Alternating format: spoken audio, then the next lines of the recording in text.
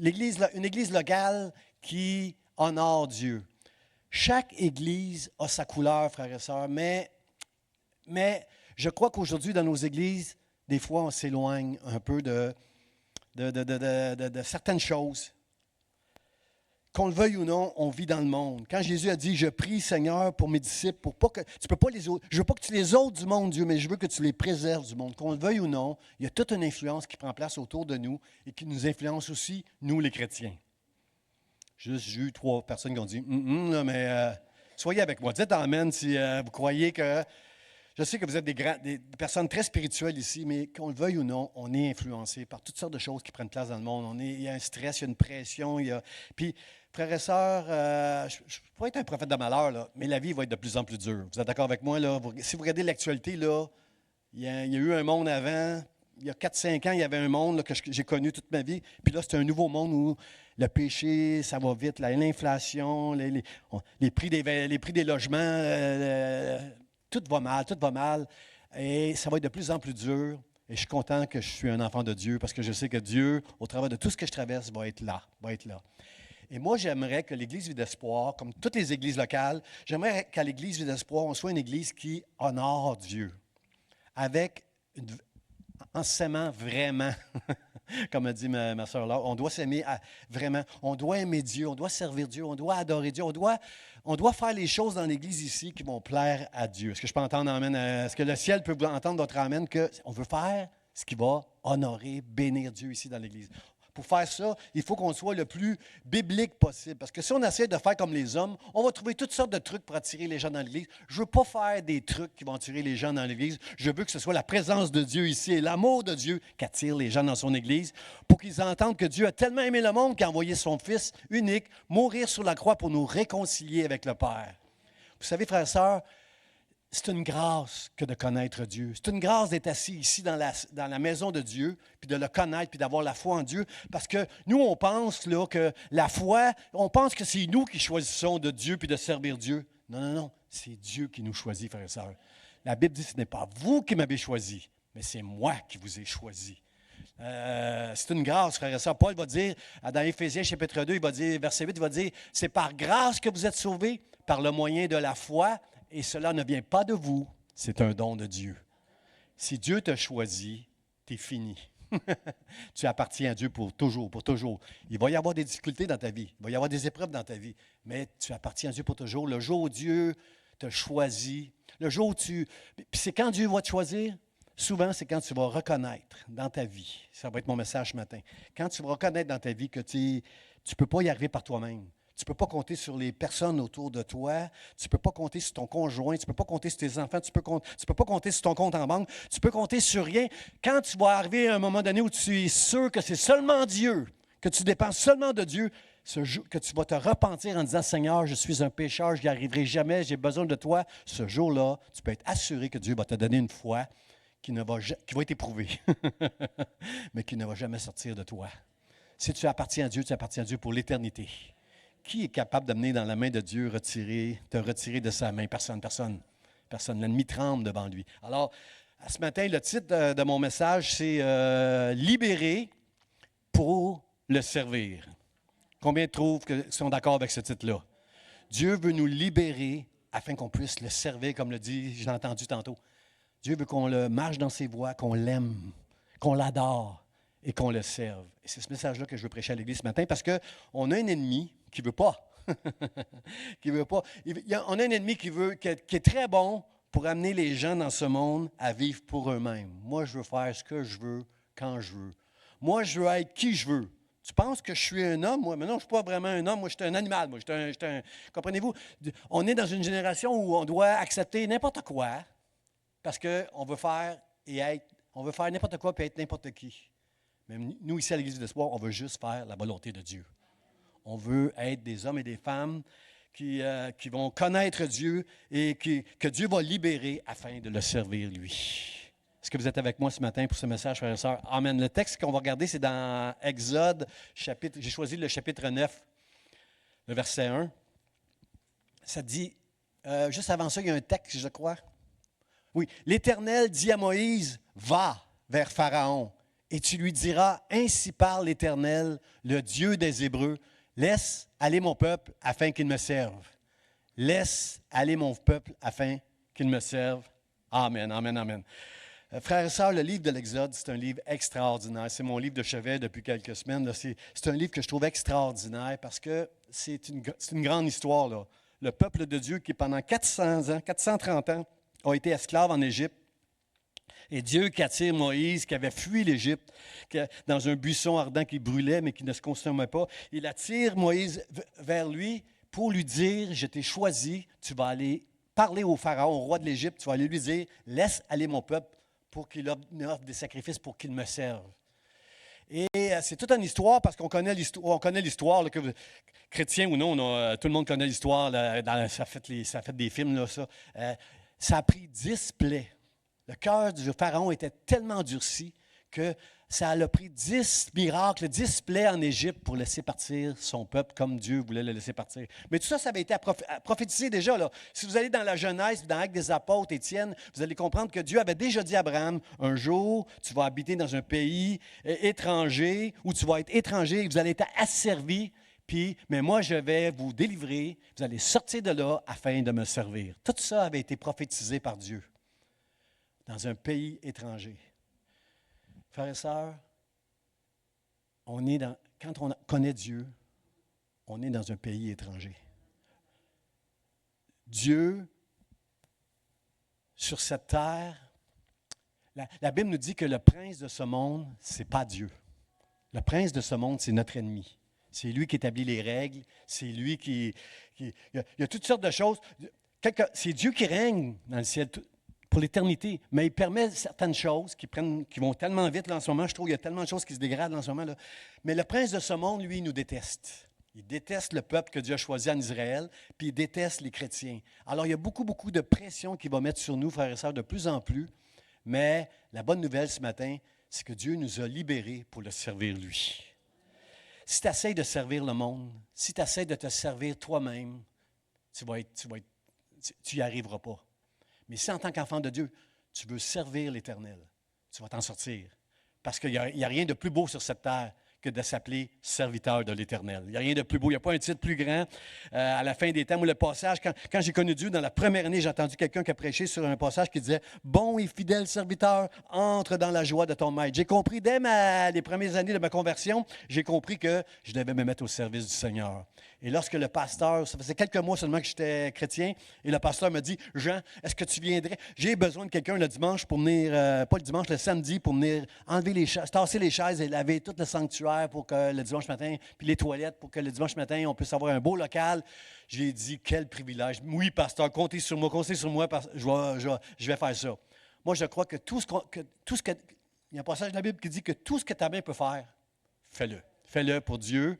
Puis tranquillement, Dieu va t'amener à plus pointu, là, à un ministère peut-être, mais ce que je veux dire, c'est que tout ce que ta main peut faire, fais-le pour le Seigneur. Ça va être une bénédiction pour Dieu de voir ça. La Bible dit que juste de donner un verre d'eau à quelqu'un, tu ne perdras pas ta récompense. Tu vois, et je bénis Dieu pour la banque alimentaire ici à l'Église d'Espoir. Toutes les semaines, on entre 200 et 250 familles qui vont recevoir un panier de nourriture ici. Moi, je veux dire merci Seigneur. 6 ou 7 écoles qu'on fait des petits déjeuners, puis toutes sortes de choses qu'on fait dans les domaines humanitaires. Je dis merci au Seigneur. Dieu prend plaisir à tout ce qui prend place ici à l'Église lorsqu'on vient, puis on rencontre les besoins des gens. Alors, on n'a pas tous les talents pour rencontrer des gens. Ce matin, je suis content. Moi, j'ai au milieu de nous, j'ai ma belle-sœur qui est avec nous maintenant. Je ne veux pas la gêner. Là. Elle est assise à côté de ma femme, là, la sœur de mon épouse. Là. Et ma belle-sœur a été éprouvée, ça fait 1 an. Elle avait déjà eu un dégât d'eau dans sa maison. Et lorsqu'il y a eu elle demeure à Mascouche, là, et lorsqu'il y a eu les dégâts d'eau, elle aussi fait partie de ceux que l'eau a refoulé dans la maison. Ça fait des semaines que j'essaie de la sortir de sa maison parce qu'elle est prise avec toutes ces affaires-là, puis pauvre elle. Puis moi, je ne suis pas bon, je ne suis pas manuel, puis je n'ai pas d'énergie. Je ne pouvais pas aller aider ma soeur avec comme le Seigneur que ces gars sont allés l'aider, là. Mais tout ce qu'on a été capable de faire, c'est de préparer un repas pour aller dire on est avec toi maintenant, on t'aime, puis on peut faire quelque chose un peu, là, mais on n'a pas fait grand-chose là. Mais tout ce que je veux dire, c'est que juste s'aider, un coup de téléphone, une visite, c'est ça, servir le royaume de Dieu, frères et sœurs. C'est ça, servir le royaume de Dieu. Être utile pour quelqu'un. Je remercie Dieu ce matin. Mon frère Robert m'a dit ce matin qu'il y a eu un livre pour venir, mais les gens qui lui font un livre pour venir ici, ils ne pouvaient pas rester à la réunion aujourd'hui avec quelque chose avec les enfants, puis ils sont partis. Et je parle à Paul, puis Paul, mon frère Paul, dit, moi, je vais aller laisser Robert après la réunion. Alors, je vous dis merci Seigneur pour ça. La semaine passée, il y avait une femme qui... Quelle grâce! Il y a une femme qui s'appelle Marie qui vient à l'église. Ça faisait quelques semaines que je voyais qu'elle venait à l'église en taxi. Puis elle vient me voir et elle dit, Pasteur, y a-t-il quelqu'un peut-être qui pourrait me faire un livre? Et la semaine passée, Édouard a accepté d'aller reconduire cette femme-là dans sa résidence.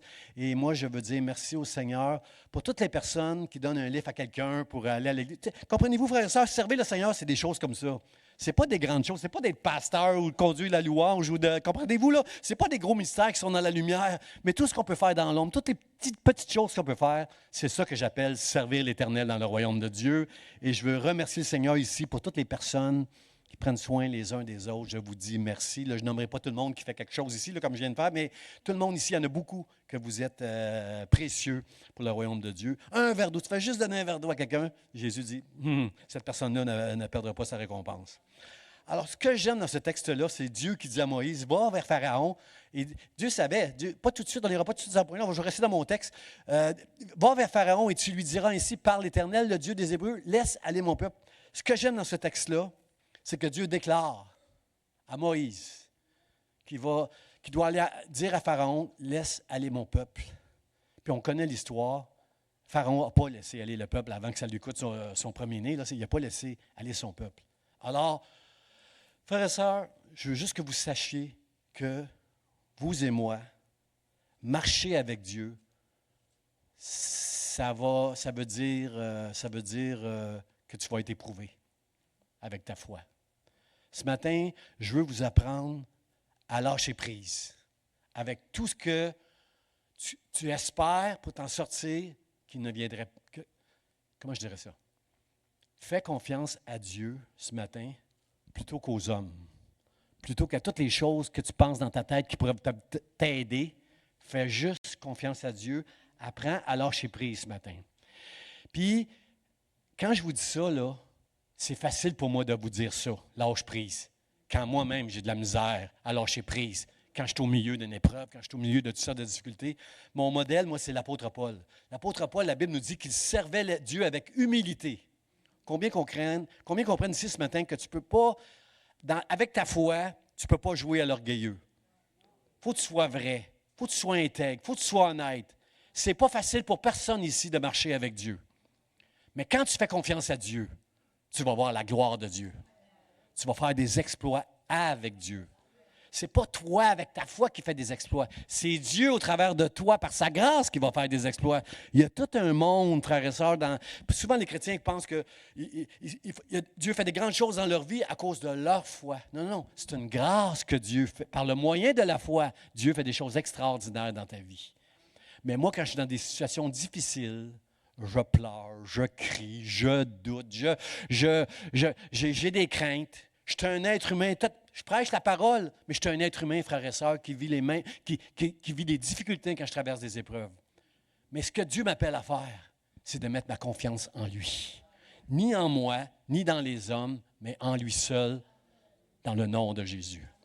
On a vu, pendant 40 ans dans le désert, on a vu un peuple que chaque fois que ça ne marche pas, ils ont vu tous les miracles dans le pays de Gozen, là, eux autres ils étaient épargnés, les Israélites, les Hébreux étaient épargnés. On a vu tous les poux qui ont envahi l'Égypte, la noix. Eux autres, ils étaient corrects. Même la noirceur, quand il y a eu les ténèbres sur l'Égypte, à Gozen, il y avait la lumière, eux autres.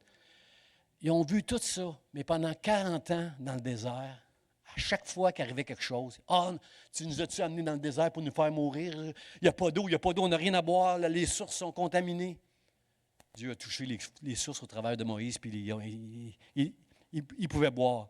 On mangeait de la viande quand on était en Égypte. On était en Égypte, quand on était dans le monde avant de connaître Dieu, on mangeait. Dieu a fait pleuvoir des cailles sur eux autres. Dieu a fait toutes sortes de miracles pour Israël, puis il était tout le temps en train de critiquer Moïse, critiquer Dieu. Comprenez-vous, là, il n'arrivait pas à lâcher prise. Parce que, frères et sœurs, lâcher prise, ça veut dire mettre ta confiance en Dieu, même quand tu vois qu'il n'y a rien qui se passe devant toi. Est-ce que vous êtes d'accord avec moi que c'est ça la foi? La foi, ce n'est pas d'être un superman, une superwoman de la foi. La foi, c'est juste de mettre sa confiance en Dieu. Quand tout va mal, en mettant ta confiance en Dieu, toute bagaille va bien. Ça, c'est du créole. Ça veut dire, tout va bien, tout va bien. Tout va mal, mais mets juste ta confiance en Dieu. Et quand tu vas lâcher prise, puis ça, je ne suis pas bon là-dedans. Ça, je ne suis pas bon là-dedans, de lâcher prise. Là. Il faut vraiment que j'aille dans la prière pour dire à Dieu, Seigneur, cette personne-là, je m'inquiète tellement pour elle, j'ai de la misère, elle en arrache tellement. Je me réveille la nuit, je pense, moi, à ceux qui dans l'Église qui traversent des choses, qui m'ont confié. Je suis vraiment, j'ai besoin de la grâce de Dieu pour me sortir pour lâcher prise et juste faire confiance à Dieu. Hein, la Bible dit, venez déposer au pied de la croix vos soucis. C'est facile à dire, ça. Venez pas me dire, Pasteur Jean, quand je t'inquiète. Venez pas me dire, Pasteur Jean, dépose tes pieds à la croix. Comprenez-vous que je peux l'entendre, mais il faut que ça descende dans mon cœur pour que je le fasse. Alors, Seigneur, aide-moi par ta grâce à lâcher prise, à te faire confiance que tu vas prendre soin de lui, puis que tu vas prendre soin d'elle, puis que tu vas prendre soin de moi, que tu vas prendre soin de mes enfants, de leurs conjoints, de mes petits-enfants, que tu vas prendre soin de ton Église. Seigneur, aide-moi, Seigneur, que ta grâce soit sur moi pour que lorsque je vais prêcher à ton Église, ta parole, elle soit protégée pour que ce soit ta parole qui est prononcée, Seigneur. Parce que c'est ça le texte nous dit. Tu vas dire à Pharaon, ainsi parle l'Éternel. Ce n'est pas Moïse qui parlait à Pharaon, c'est Dieu qui parlait à Pharaon au travers de Moïse. Dieu aurait pu apparaître à Moïse, Dieu aurait pu apparaître lui-même à Pharaon, aurait pu envoyer un ange, il a envoyé un homme, son serviteur, pour lui dire, laisse aller mon peuple. Est-ce que vous êtes avec moi ce matin pour dire à Dieu, Seigneur, merci de me libérer, afin que je puisse te servir pour ta gloire dans le nom de Jésus.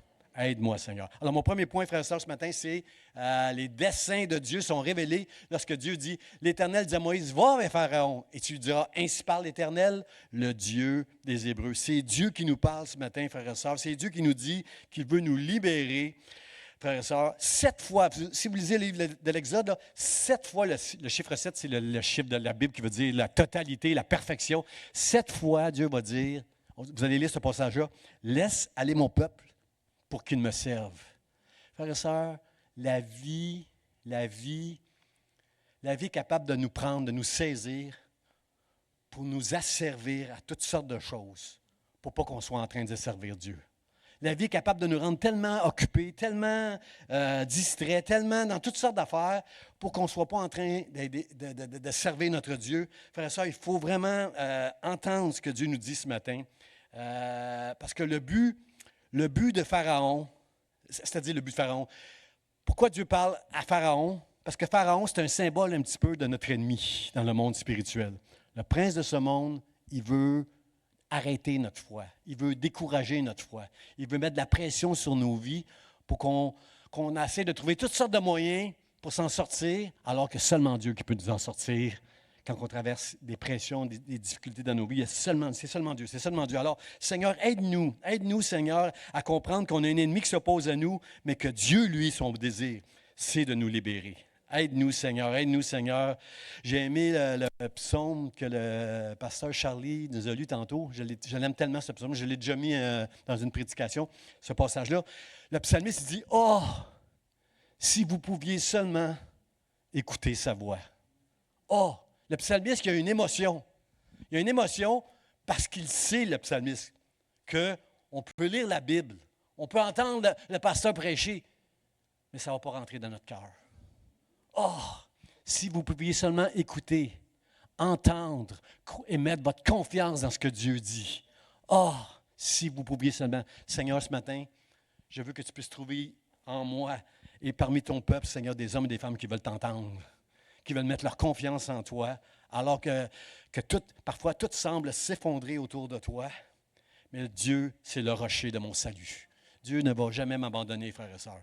Moi, des fois, j'ai l'impression que Dieu n'est pas là. Le psalmiste, des fois, il va dire, « Mais t'es où, Dieu, tu te caches où? T'es où quand j'ai besoin de toi? » Et à la fin du psaume, il est en train de louer et d'adorer Dieu. « Seigneur, mon rocher, mon secours, c'est toi, c'est toi. » Comprenez-vous, frères et sœurs, que ce n'est pas de douter.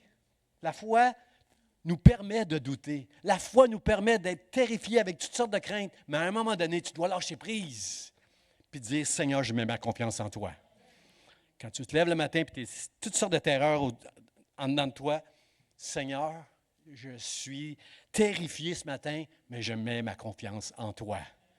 Et savez-vous qu'est-ce qui va arriver? Ce n'est pas ta grande foi qui va te permettre de surmonter toutes tes choses, mais c'est la grâce de Dieu au travers de tes paroles qui sont rentrées dans ton cœur que Dieu va te donner la grâce de traverser toutes ces choses-là. Il n'y en a pas de super-hommes et de super-femmes dans le royaume de Dieu. J'entends trop souvent des hommes et des femmes se donner beaucoup de mérite avec les exploits qu'ils vont faire pour Dieu. Ce n'est pas toi qui fais des exploits, c'est Dieu qui fait des exploits au travers de toi. Ce n'est pas Moïse. Moïse est appelé dans le livre de l'Apocalypse. Il est appelé le serviteur de Dieu. Ce n'est pas Moïse qui faisait des miracles avec son bois. C'est Dieu qui disait, étends ton bois et la mer va se séparer et vous allez traverser à sec. C'est Dieu qui faisait des miracles au travers. Alors, ne prenez jamais la gloire de ce que Dieu va faire dans vos vies pour vous attribuer pour que les gens félicitent votre grande foi. De la foi, c'est une grâce de Dieu. Ça ne vient pas de vous, ça vient de Dieu. Je bénis Dieu ce matin. Je veux voir dans cette Église des signes, des prodiges et des miracles. Ce qu'on a chanté un matin avec notre frère Gabi, là, Dieu fera encore, là, je veux voir ça dans notre Église, moi. Des personnes miraculées, guéries, sauvées, libérées, transformées par la grâce de Dieu. Plus que ça, frères et sœurs, cette série-là, c'est juste pour qu'on puisse honorer Dieu et pouvoir profiter de la présence de Dieu au milieu de nous. Pour que lorsqu'on va prêcher et lorsqu'on va louer Dieu ensemble, on puisse le faire vraiment avec notre cœur. Pas avec notre bouche, mais de tout notre cœur qu'on va célébrer, puis adorer, aimer, puis servir Dieu dans le nom de Jésus. Seigneur, aide-nous, Seigneur. Alors, mon deuxième point, frères et sœurs, dans les desseins de Dieu, on le voit ici, là, c'est « Laisse aller mon peuple ». Dieu dit à Pharaon, « Ce peuple-là, libère-le, laisse-le aller pour qu'il me serve. » Parce que pour Pharaon, là, les Hébreux, là, les Israélites, là, c'était un cheap labor. C'était devenu des esclaves. Pendant 430 ans, ils souffraient de l'esclavage. Ils étaient asservis à toutes sortes de travaux. C'est eux qui ont permis à l'Égypte de devenir une grande nation riche et tout ça. C'est vraiment un peuple spécial dans ces années-là, l'Égypte. Puis encore aujourd'hui, là, moi, je regarde mes routes. Je regarde des routes au Québec, là. Boy, on aurait des choses à apprendre des Égyptiens. Les pyramides, ils n'ont pas bougé depuis des milliers d'années. Puis nous autres, juste la rue devant chez nous, là, elle bouge. Elle vient d'être faite, puis elle bouge. Alors, on a des choses à apprendre de ce peuple-là. Ils étaient esclaves. C'était pas facile pour le Pharaon de laisser partir. Il avait le cœur dur, puis il comprenait la richesse qu'il y avait avec les Israélites, puis il a osé dire à Moïse, « Mais c'est qui ça, l'Éternel? C'est qui ça? Pour que j'écoute sa voix, là. » Alors, lui, il faisait obstruction. Mais Dieu, c'est clair. Dieu veut nous libérer, frères et sœurs. 7 fois, il va dire ça. « Laisse aller mon peuple. » Dieu veut nous libérer, frères et sœurs, afin qu'on puisse le servir. Pharaon, puis notre ennemi, lui, veut nous garder dans l'esclavage. Il veut nous garder dans tout, mettre de la pression sur nous, là, pour nous garder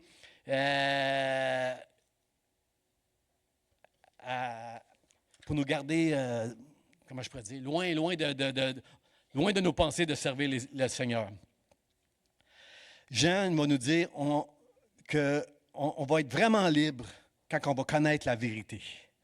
Quand on va connaître la vérité, frères et sœurs, c'est là qu'on va atteindre le but de notre existence. Le but de notre existence, c'est de servir Dieu, c'est de l'aimer, de l'adorer, de le servir, de marcher dans ses voies. Mais on va vraiment comprendre ça quand on va connaître la vérité, frères et sœurs.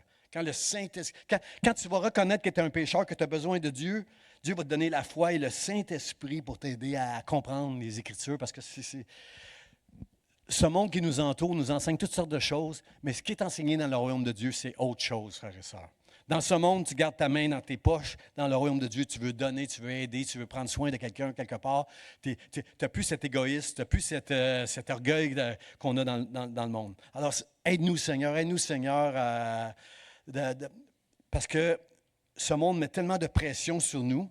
Puis des fois, c'est nous autres mêmes qu'on se met de la pression sur nous. Vous êtes d'accord avec moi? On a notre propre justice, bien sûr. On a notre compréhension de certaines choses. On a de l'orgueil et des craintes qui font en sorte que non seulement le monde nous met de plus en plus de pression, mais nous-mêmes, on est capable de se mettre beaucoup de pression. Moi, je me reconnais dans ce que je viens de dire, là. Moi, je suis quelqu'un qui se met beaucoup de pression, là. Puis c'est difficile de fonctionner quand tu te mets beaucoup de pression. Le plus grand commandement, frère et sœurs, quand on demandait à Jésus, c'est quoi le plus grand commandement? Jésus a dit, tu aimeras Dieu de tout ton cœur, toute ta force, de toutes tes pensées. Mon frère, ma soeur, on aime tous Dieu ici. Mais aimer Dieu de tout ton cœur, de toute ta force, de toutes tes pensées, ça prend une vie. Ça prend une vie pour y arriver un petit peu, là. Pour ne pas te laisser influencer par tout ce qui prend place autour de toi, là. Ce n'est pas quelque chose qui est facile. Il faut que tu mettes ta foi en action, là. La Bible dit, tu ne peux pas servir Dieu et Mammon. Mammon, c'est le Dieu des richesses. Mais richesse, oui, tout le monde aime l'argent, tout le monde aime posséder toutes sortes de choses.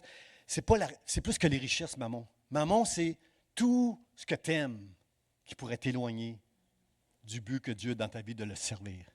Ça peut être un homme, une femme. Tu es toute seule, tu vas avoir un homme, tu vas avoir une femme, là. Ça peut être ça. Ça peut être des passions que tu as dans ton cœur.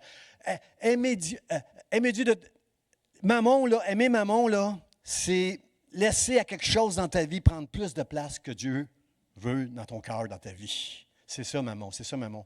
Parce que, pourquoi Dieu dit tu ne peux pas servir Dieu puis Mammon? La Bible dit que, c'est Jésus qui l'a dit, ou tu sers Dieu, ou tu sers Mammon, tu ne peux pas servir les deux. Tu ne peux pas dire, cher Dieu, mais j'ai ma vie, là, j'ai des choses à faire. Là, moi, j'ai des rêves dans ma vie, j'ai des choses, c'est des projets que je veux atteindre. Tu ne peux pas faire ça. Parce que ou tu sers Dieu, ou tu vas servir Mammon. Parce que si tu sers un, tu vas finir par mépriser l'autre. Moi, je ne veux pas servir Mammon. Je ne veux pas qu'à l'Église ici, que personne ne puisse servir Mammon. Je veux qu'on soit tous appelés des serviteurs de Dieu dans le royaume de Dieu. Seigneur, aide-moi de mettre de côté tout ce que moi j'aimerais pour te servir toi avec gloire, Seigneur. Aide-moi, Seigneur. Je suis encore jeune, là, mais quand j'étais jeune, là, il y avait un chanteur qui s'appelait Bob Dylan. Pour les plus vieux, peut-être que vous avez connu ça. Là, Bob Dylan chantait un chant qui disait, j'ai écrit en anglais, là, je vais vous le traduire, là, il disait « It may be the devil or it may be the Lord, but you're gonna serve somebody. » Ce chant-là nous dit, peut-être ça va être le diable, peut-être ça va être Dieu, mais tu dois choisir qui tu vas servir parce que c'est sûr que tu vas servir un des deux. Que tu sois le président des États-Unis, le premier ministre du Canada, que tu sois un champion de la boxe, tu sers quelqu'un quelque part dans cette vie et c'est Dieu que tu vas choisir ou c'est le diable que tu vas servir. Choisis qui tu vas choisir. Josué a dit au peuple qui était critiqueux, il a dit, choisissez quel Dieu vous voulez servir. Moi et ma maison, nous servirons l'Éternel. Et que ce matin, tu veux servir l'Éternel, mon frère, ma soeur, dis-le de tout ton cœur. Laisse pas de place à Mammon dans ton cœur. Laisse faire toutes les passions, tous les désirs que tu peux avoir dans ton cœur pour dire, Seigneur, moi, je veux te servir toi. Puis ça veut dire des sacrifices. Ça veut dire qu'il y a des choses que tu vas mettre de côté dans ta vie pour juste, Dieu, je veux t'honorer, puis je veux te servir toi. Aide-moi, Seigneur. Et le peuple n'a jamais réussi dans le désert à lâcher prise. Et frères et sœurs, nous aussi, je ne suis pas sûr qu'on est capable de lâcher prise, frères et sœurs, facilement. J'ai lu une histoire récemment, vous l'avez déjà entendue, mais je vais la détailler un peu, là. Je disais récemment une histoire, là, c'est une madame... la femme d'un pasteur qui racontait une histoire, puis à un moment donné, elle donne cet exemple-là où il y avait un homme qui marchait dans le bois, puis là, il n'a pas voulu avancer, puis à un moment donné, il faisait noir. Puis là, il est arrivé proche d'un ravin, puis il est tombé dans le ravin. Puis juste en dessous, pas loin, là, il atterrit sur des branches. Fait que les branches pouvaient le tenir. Fait que, il s'accrochait à ces branches-là parce qu'il faisait noir. Il s'accrochait à ces branches-là, puis à un moment donné, il était épuisé parce que c'était tard le soir. Puis lui, il était à ces branches-là, puis là, à un moment donné, il était épuisé, puis il dit, Seigneur, viens à mon aide. Puis il a entendu une voix qui a dit, lâche les branches. Arrête de te cramponner après les branches, lâche. Puis là, il n'était pas sûr que c'était sa chair ou c'est Dieu qui parlait, alors, Seigneur, viens à mon aide. Puis il a entendu encore une fois très clairement dans son cœur, lâche prise. Et il n'a pas lâché prise. Comme bien des gens ici, une fois ou deux dans votre vie, là, on a fait ça. Moi, j'ai fait ça plus que 2 fois. Pas lâcher prise. Et Dieu est, à un moment donné, aux premières lueurs, épuisé, fatigué, souffrant. Il a réalisé qu'il était à 2 pieds du sol. Un petit peu gênant de ne pas avoir lâché prise. Alors, pourquoi? Son principal obstacle à lui, là, c'est parce qu'il faisait noir. C'est quand il y a eu une lueur, à un moment donné, que là, il faisait plus noir. C'est pareil comme le peuple qui était dans le désert. À chaque fois qu'il y avait un obstacle, là, il criait à Dieu. Là. Frères et sœurs, je veux le dire encore, La foi, ce n'est pas de ne pas douter, ce n'est pas de ne pas avoir de crainte. La foi, c'est juste de faire confiance à Dieu, puis de faire ce qu'il te demande à toi. Ce qu'il te demande à toi, c'est différent de ce qu'il me demande à moi. Mais toi et moi, le principe d'être libéré pour le servir, c'est juste, je vais mettre ma confiance en lui. À partir de maintenant, Seigneur, ça va être, je sais que ça va être difficile. Frère, ça, lâcher prise, là, c'est tellement facile à dire aux autres. C'est tellement facile à dire aux gens. Mais dans ma propre vie, moi aussi, il faut que je lâche prise sur des choses. Frère, ça, est-ce que je peux vous dire que j'y arrive pas facilement? Il faut que j'aille dans la présence de Dieu. Il faut que j'aille, comme on va voir cette semaine, un temps de jeûne et de prière pour dire, Seigneur, j'ai besoin de ta grâce pour lâcher ça parce que je n'y arrive pas de lâcher ça. Aide-moi, Seigneur, à lâcher, Seigneur, parce que je comprends que la foi, c'est même dans le noir, je dois faire confiance à ce que tu me dis. Même si je ne vois rien, parce que le monsieur qui est tombé sur les branches, il faisait noir, et c'était ça son obstacle. Il ne voyait pas lui qui était à 2 pieds du sol, mais il a entendu Dieu dire, lâche, lâche. Frères et sœurs, lâcher prise dans la vie, c'est juste de faire confiance à Dieu. Lâche prise. Est-ce que tu peux dire à Dieu ce matin, je vais lâcher prise? Dieu, enseigne-moi à lâcher prise. Aide-moi à lâcher prise, parce que bien souvent, ton épreuve va continuer tant et aussi longtemps que tu n'arriveras pas à lâcher prise. J'aime l'apôtre Paul qui dit, moi, avec humilité, dans les larmes et au milieu des épreuves, j'ai servi Dieu. Oh wow! On ne veut pas entendre ça. Nous, ce qu'on va entendre, c'est quand on marche avec Dieu, là, c'est la joie, c'est les miracles tout le temps. C'est pas ça la vraie vie, frères et sœurs. L'apôtre Paul, c'était avec humilité. Tout ce que Dieu a fait, tous les miracles que Dieu au travers de la vie de Paul, je connais bien des chrétiens, moi, qui s'en vantraient tous les jours à quelqu'un pour montrer que Dieu fait de grandes choses au travers d'eux.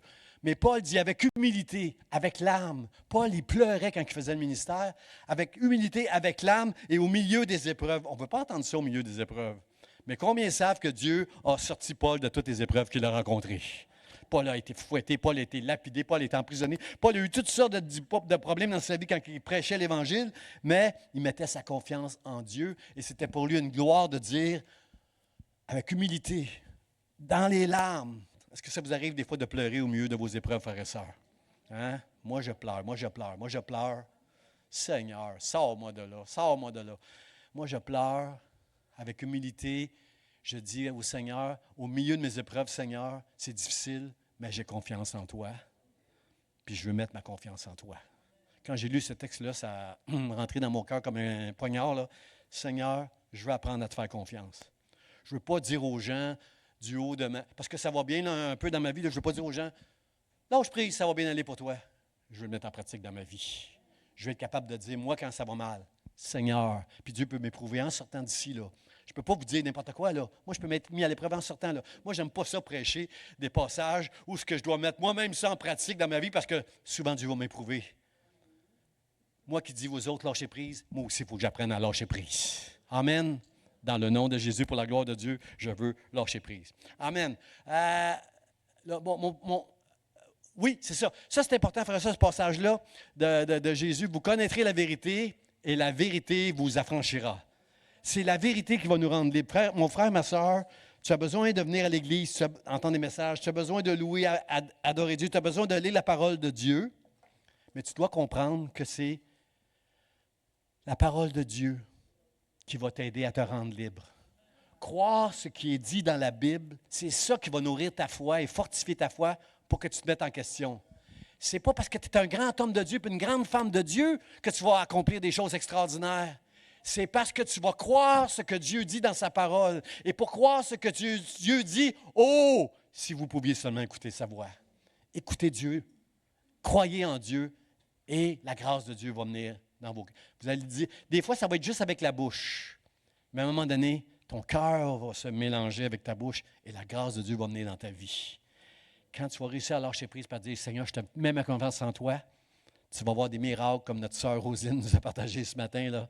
Tu vas voir des miracles comme ça dans ta vie. Parce que Dieu, ce qu'il dit, il le fait. Moi, je peux vous faire des promesses.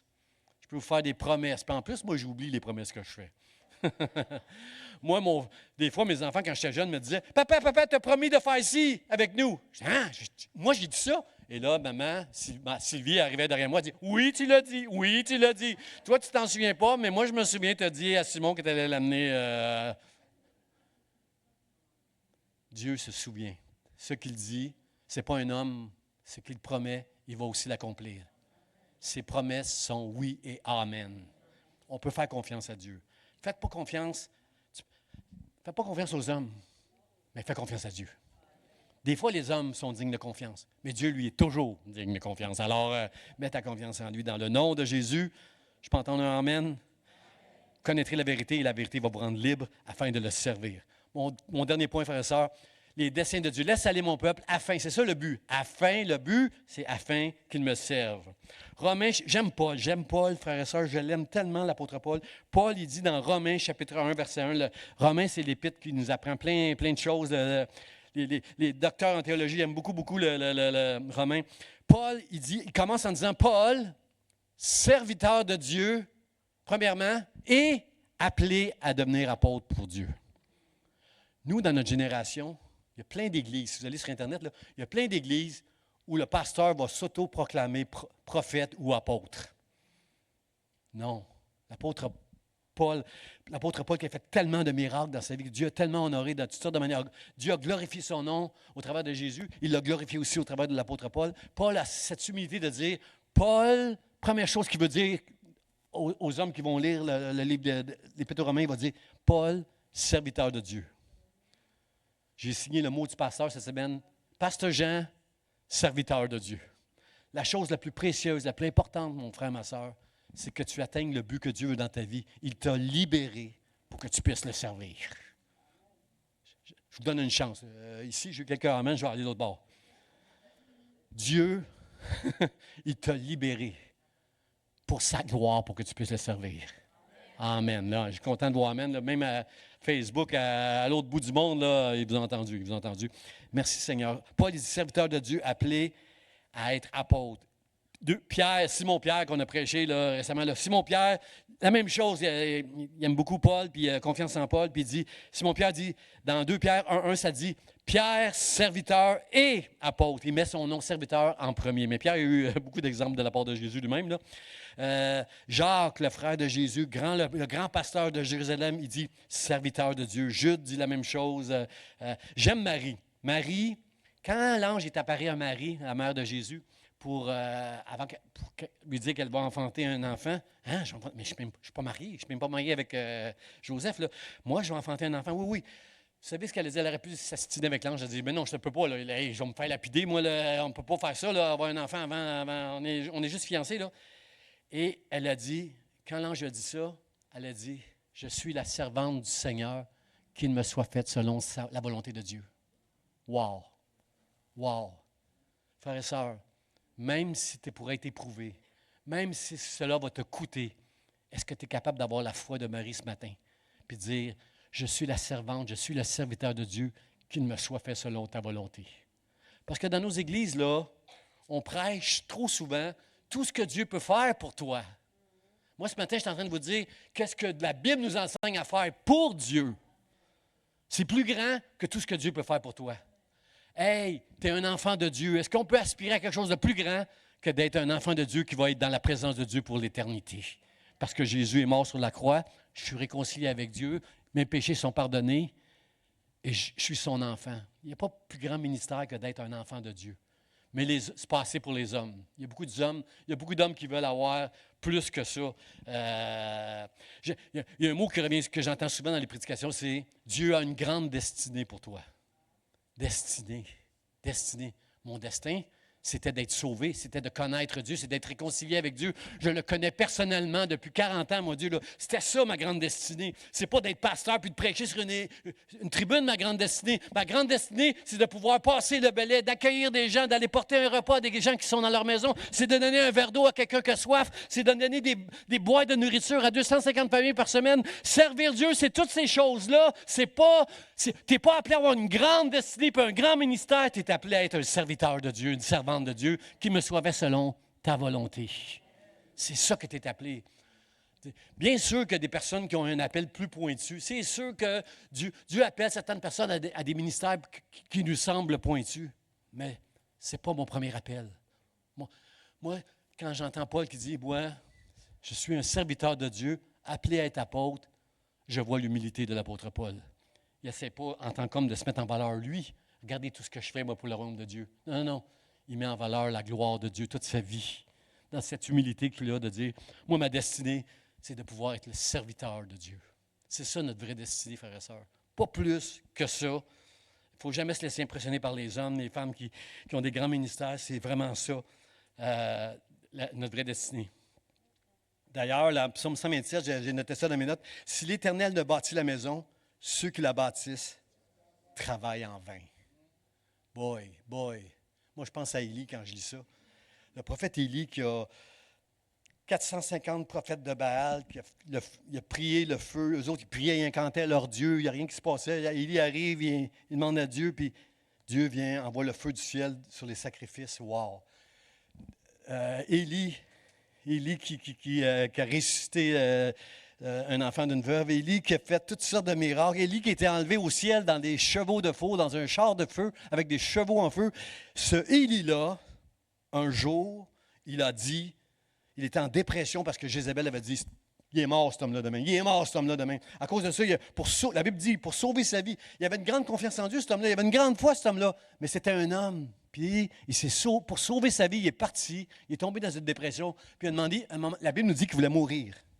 Moi, j'entends des fois des chrétiens qui me disent ça. Moi, je veux mourir. La vie est tellement difficile. La vie est tellement dure. Il y a tellement de péchés. Pasteur, j'ai hâte d'être avec le Seigneur. J'ai hâte d'être avec le Seigneur, moi aussi. Mais on a une mission sur cette terre, frères et sœurs. Pour tous les gens qui souffrent, Dieu compte sur nous autres pour annoncer l'Évangile aux autres, donner l'espoir aux autres, que Dieu les aime. Alors, on a besoin, frères et sœurs. Élie a dit, il a dit, Seigneur, viens chercher mon âme, prends ma vie, parce que je ne suis pas meilleur que mes pères. Il est en train de se comparer à ceux qui étaient dans le désert pendant 40 ans, puis qui se plaignaient tout le temps de Dieu, qui critiquaient tout le temps Moïse, qui critiquaient ci, critiquaient ça, tout le temps en train de se lamenter tout le temps. La Bible dit qu'il tentait Dieu. Ce n'est pas Moïse qui tentait, mais c'est Dieu qui le tentait avec toute leur... Alors, Seigneur, aide-nous. Seigneur, aide-nous, parce qu'Élie a eu cette humilité de dire, Dieu, avec tout ce que tu as fait dans ma vie, au travers de moi, je ne suis pas meilleur. Je ne suis pas meilleur que mes pères. Je voudrais juste mourir. Dites pas Amen, frères et sœurs. Parce que ça n'arrive pas des fois dans notre vie qu'on dit, Seigneur, moi, là, je voudrais juste mourir. Parce que ça ne fonctionne plus, la vie, là. Mais Dieu, c'est le Dieu vivant. C'est le Dieu de la vie. Et il peut comprendre qu'on en a assez. Mais il veut que la vie jaillisse dans nos cœurs à cause qu'on va mettre notre confiance en Dieu. Qu'il n'y a rien qui peut nous arracher de sa main et il n'y a rien qui va venir nous abattre parce que Dieu est Dieu. Moi, je ne suis qu'un homme, mais avec Dieu, je ferai des exploits pour sa gloire. Oh, si vous pouviez seulement écouter sa voix. Amen, amen, amen, amen. Merci Seigneur. Merci Seigneur. Il y a un passage que j'aime tellement, frères et sœurs, c'est parce que c'est le livre de Deutéronome, là, ça a l'air plat. Tu lis ça, puis c'est toutes des lois que Moïse répète. Des lois qui étaient dans l'Exode que Moïse répète au peuple. Parce que Moïse va mourir bientôt. Puis il défile toute la loi que Dieu veut que son peuple observe. J'aime tellement le livre du Deutéronome. Moi, je le trouve tellement touchant, le livre du Deutéronome, parce que c'est comme si, mettons que je saurais que, j'aime pas ça dire ça, là, je ne veux pas être prophétique, là, mais mettons, j'apprends que j'ai un cancer, puis dans 2 mois, je vais mourir. Vous voulez entendre ce que je vais vous dire?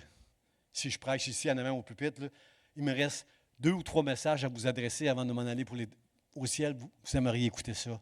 Parce que vous savez que ça va être quelque chose qui va venir ça va être profond, là.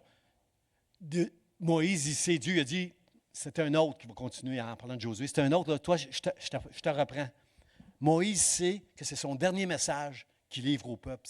Je trouve ça touchant parce que c'est un plaidoyer. Lorsqu'il raconte à son peuple, lorsqu'il lit le livre du Deutéronome, c'est un plaidoyer. Il plaide avec son « Ah, si vous pouviez écouter sa voix, là, écoutez bien, là. » Puis il va dire ici, dans ce passage-là, Moïse, « Maintenant, Israël, que demande de toi l'Éternel ton Dieu, si ce n'est que tu craignes l'Éternel ton Dieu, afin de marcher dans toutes ses voies, d'aimer et de servir l'Éternel ton Dieu de tout ton cœur et de toute ton âme. » C'est une promesse que Dieu fait à Israël et c'est une promesse que Dieu nous fait à nous ce matin, son peuple.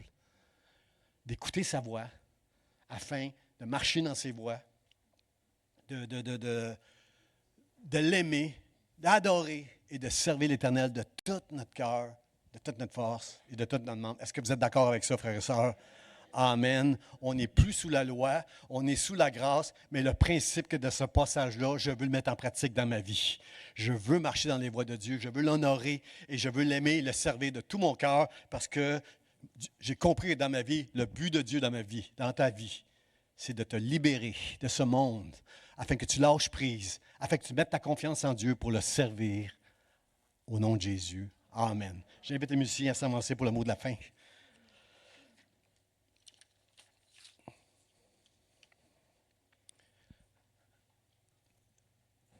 Regardez ici, là, le psalmiste nous dit au psaume 113, serviteurs, il parle à nous, là, les serviteurs.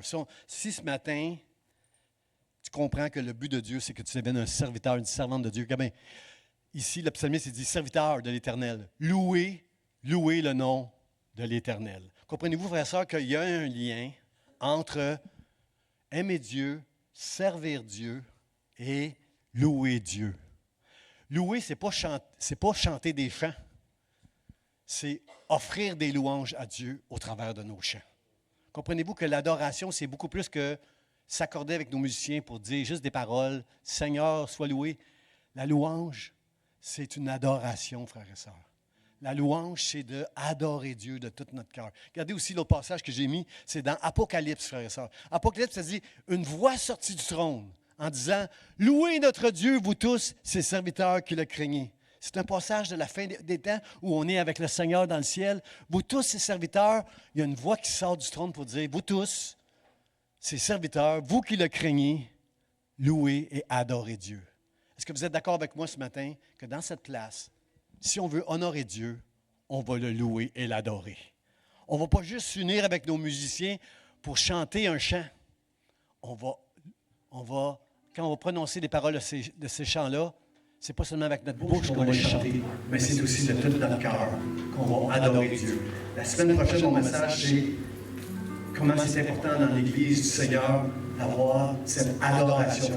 La Bible dit que Jésus dit, Dieu cherche des vrais adorateurs, en esprit, en vérité. Seigneur, je veux, par la grâce de Dieu, enseigner la semaine prochaine comment cela honore Dieu quand on loue et on adore, frères et sœurs, ensemble. Alors ce matin, je vous invite à vous lever et au travers du chant qu'on va faire avec nos amis musiciens, là, on va juste dire à Dieu, Seigneur, ce matin, j'ai entendu que le but pour ma vie, je veux faire la paix avec toi, Seigneur. Je reconnais que je suis un pécheur, Dieu.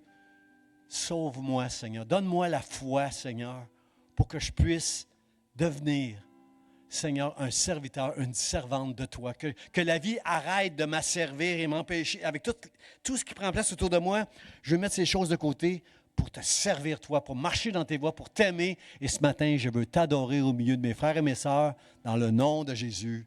Amen. Amen.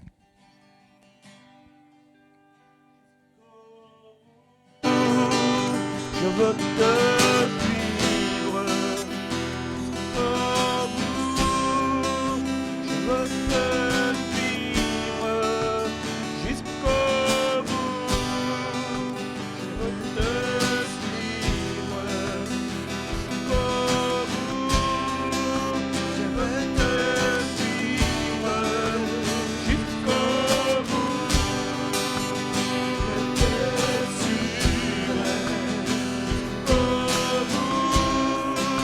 Je veux te suivre. Je veux te suivre jusqu'au bout.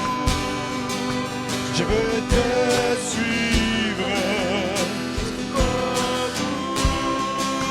Je veux te suivre. Tu es la passion de ma vie.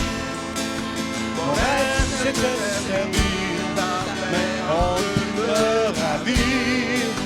À toi je suis blotti, tellement pour te dire, je t'aime tellement, une prière ne peut décrire la gloire de Dieu si grande. Je sais que tu es là, je m'appuie sur tes promesses. veux te suivre jusqu'au bout. Je veux te suivre jusqu'au bout. Je veux te suivre jusqu'au bout. Je veux te suivre. Tu es la passion de ma vie. Mon rêve c'est de servir de ta main, on ne peut me ravir. En toi je suis blotti, sois inspiré à te suivre. Le soleil et toi, je veux me consacrer à vie. Et te fixer sur toi, je sais que tu es là. Je m'appuie sur tes promesses jusqu'au bout. Je veux te suivre jusqu'au bout. Je veux te suivre jusqu'au bout. Je veux te suivre jusqu'au bout. Je veux te suivre jusqu'au bout. Je veux te suivre jusqu'au bout. Je veux te suivre jusqu'au bout. Je veux te suivre jusqu'au bout. Je veux te suivre jusqu'au bout. Alléluia. Louons-le ensemble, Seigneur, je te bénis. Je te bénis, Seigneur, tu es digne de recevoir la louange, Seigneur. Je ne veux pas attendre qu'une voix sorte du trône pour me dire de te louer, t'adorer. Je veux te louer aujourd'hui, maintenant, Seigneur, avec ma bouche, avec mon cœur, avec mon corps. Je veux te louer, je veux te servir, je veux t'adorer, Seigneur. Sois loué au milieu de ton peuple. Sois loué, Seigneur, dans cette église. Sois loué dans ta maison. Toi qui as dit, je bâtirai ma maison et les portes de l'enfer ne prévaudront point contre elle. Seigneur, je te bénis pour l'église Vie d'Espoir. Je te rends grâce, Seigneur, que tu nous as sauvés et tu nous as révélé que le but, Seigneur, c'est de t'adorer, de te servir et de marcher dans tes voies.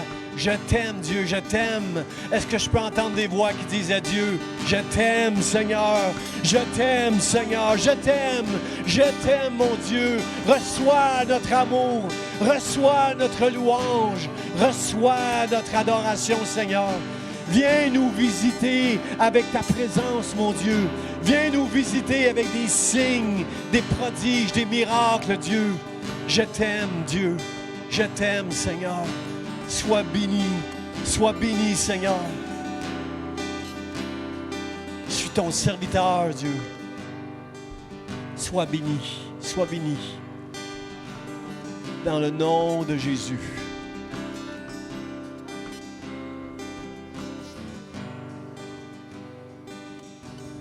Combien sont d'accord avec moi pour déclarer devant Dieu au travers de Facebook, là, partout où on nous écoute sur Facebook, là, déclarer devant Dieu, Seigneur, tu vas te trouver dans cette église, ton serviteur et ta servante pour te servir dans le nom de Jésus. Est-ce que je peux entendre un grand amen? Amen. Soyez bénis. Saluez au moins 3 personnes en lui disant, serviteur, sois béni, serviteur, servante, sois béni.